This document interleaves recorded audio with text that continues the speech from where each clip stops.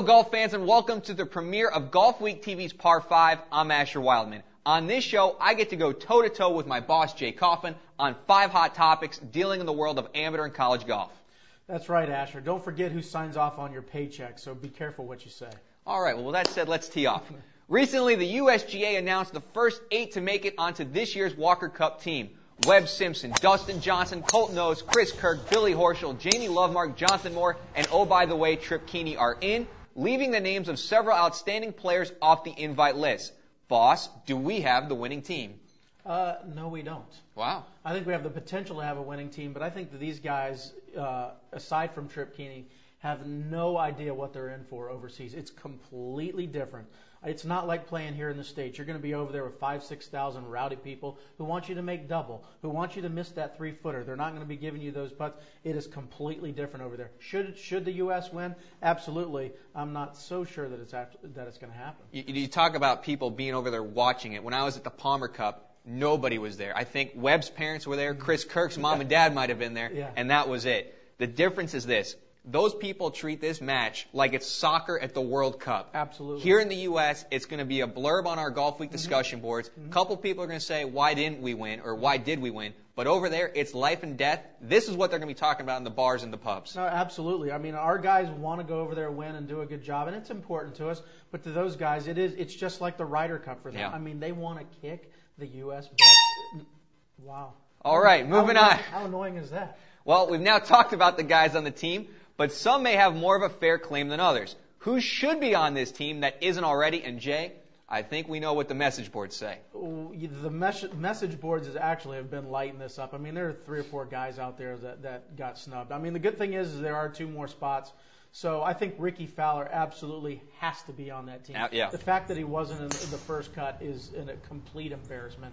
After that, I think Brian Harman has maybe a little bit of work to do. If he wins a couple of matches at the U.S. Amateur, I think that he could find his way on there. But to me, right there, those 2 guys are guys that have to be on that team. You know, I know Trip Keeney was the safe pick on the team. You have to have a mid-am, but why not have a mid-am that's been playing well? I mean, no offense to Trip Keeney, but, you know, there's that old saying, what have you done for me lately? Well, I think they forgot the lately part because it's all about what he's done. I think you've got to look at a guy like Carlton Forrester. He's a solid mid-am. Yeah. He won the Northeast Am last year. He finished in the top 10 again this year. He's finishing in the top 20 at a lot of these events. Where's Trip in these events? No, you're right. I mean, there's only room for one mid-am, one guy with experience, so to speak, and Trip is a USGA guy. He's made cuts in the Open before. He's been in the Walker Cup numerous times. So if it was going to come down to one mid-am, it was going to be him. Good Lord.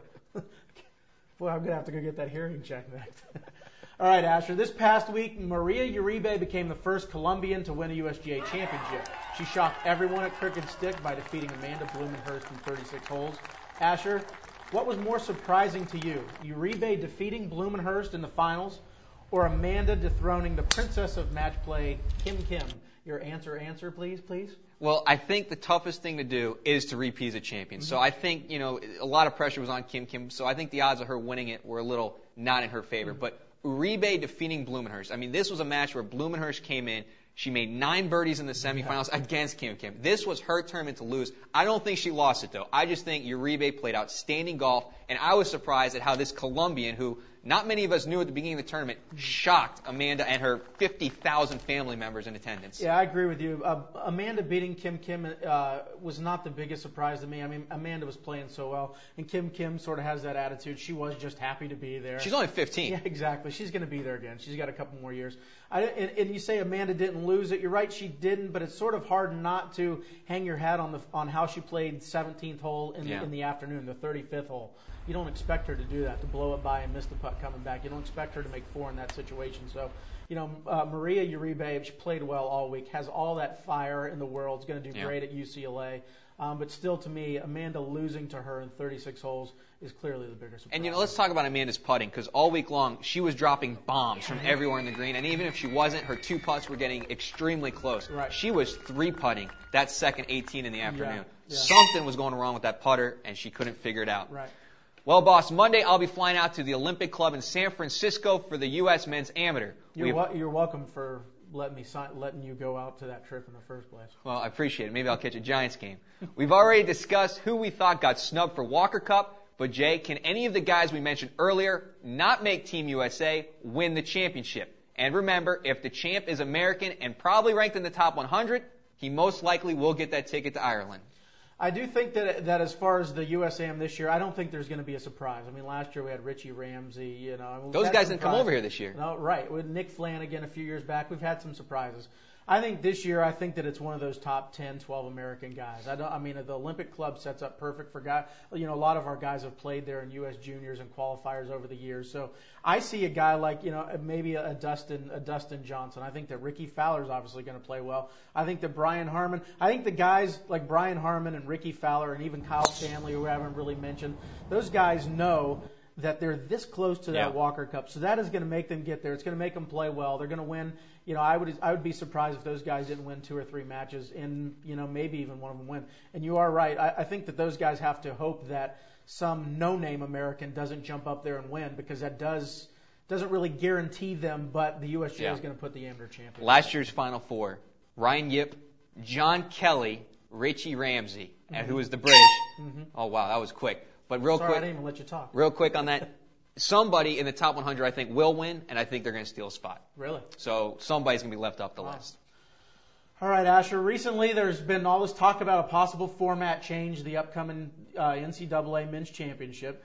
The NCAA will crown an individual national champion after 54 holes, and the championship format will go from 4 days of stroke play with a cut to 3 days of stroke play and then 3 days of match play. What do you think? What the heck did you just say? No, look. Exactly. As far as the individual champion's concerned, the guys throughout the year play 3-day tournaments. I have no problem with it going to 54 holes to be a national champion. I know things would turn out a little bit differently for Jamie Lovebark, but you know what? He's used to it all year, 3-day tournaments. But then when you get into this match play no. If 72 holes is perfectly fine to determine who a national champion is. Right. And really, if you cut the field down to like the women's, that's right, the women's college golf, there's 24 teams. Yeah. They don't need all these other teams there. I agree and disagree with you. Excellent. I think the crowning individual champion after 54 holes is a bunch of crap. Wow. Yeah, they do play 54 holes all throughout the year, but if you go back, the history of time says that we determine a national champion by playing 72 holes of stroke play. So determining one after 3 days to me is not cool. I do agree with you, though. I think going into the match play, and it's going to be medal match play, which means you go out and shoot 80, and I go out and shoot 59. I only get 1 point, even though I just beat the living snot out of you on the golf course. So I'm not crazy with that either. It's a format they don't ever play. So to play that format in the national championship is just not. I'm not a big fan. Well, we'll have to see how it goes. All right, well, that'll do it for the premiere of Par 5 for Jay Coffin. I'm Asher Wildman. Thanks for joining us, and we'll see you back next time.